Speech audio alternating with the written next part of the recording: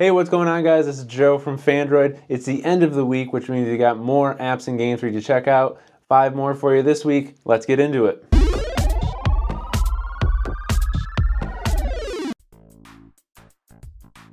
So most Android keyboards have some type of spell check or autocorrect built in, but sometimes it doesn't work as well as you want it to. Autocorrect especially can be super annoying sometimes. An app called GrammarPal adds built-in spell check to whatever app you're using, whatever keyboard you're using. Here's a note that I made in Google Keep, and if I tap into here to bring up the keyboard, you can see this little floating green bubble, and I tap that, it's gonna spell check everything that I have typed in the text box, and then it shows 2 errors here, so I tap that, and now I can copy it, or I can go back to the app, and if I copy it, it's gonna work just like you would expect. Long press, paste, there we go. Or I could just go into it and make the corrections myself. The cool thing about it is it works in any app that you're using, and there are some settings here so you can change what app the floating button pops up. So maybe there's like a text messaging app that you don't need it for. You can adjust the language, you can change the theme, or you can have some ignored rules for things that maybe you don't want it to be correcting. Status is an aptly named app that allows you to customize the look of the status bar without root. And it looks a little wonky here on my phone because I have Android O, but once I turn it on, you can see that it turned red and blue. That's because I have the default status bar color to red, but you could change it to something like purple. There we go. And you can change how the icons appear. So I have them with blue. Let's go in the opposite direction, go red. And so there we go. You can adjust a lot of these things. So you could make the status bar change color depending on what app you're using. You can also adjust the color of all the icons. Specific apps could show up as different colors. There's a ton of different customization that you can do in this app, and it works great without root, which is really cool, and it's free.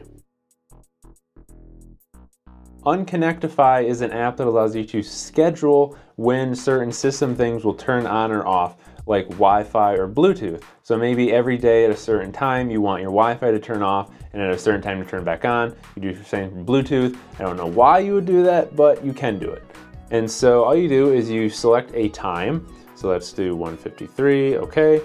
And then you select what you want it to work with. So right now Wi-Fi is enabled. I can turn on Wi-Fi hotspot and I can turn on Bluetooth, and it's just for Friday right now, but I could do Saturday as well.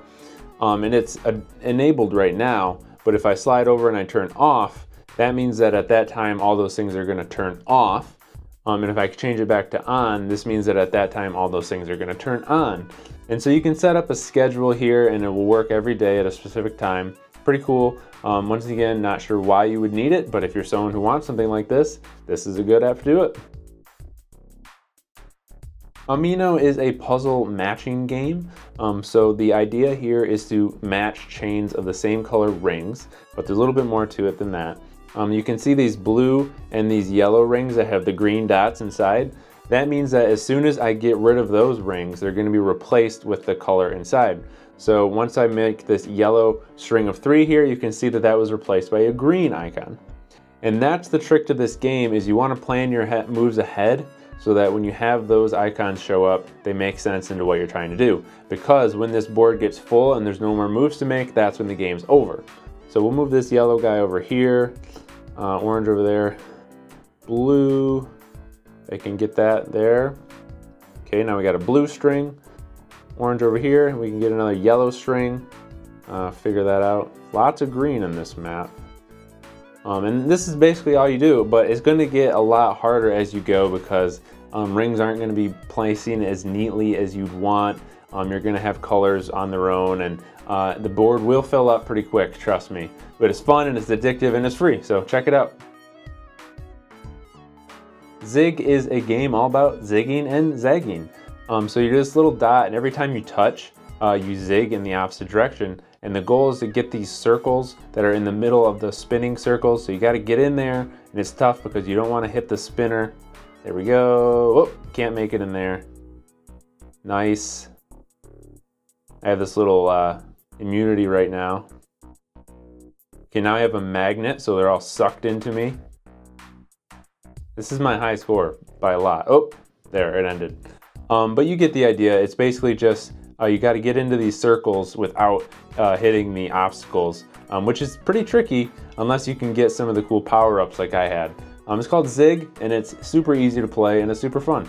So that's gonna wrap things up for this week. I hope that you guys enjoyed these apps and games. Let us know in the comments if you downloaded any of them and which one was your favorite.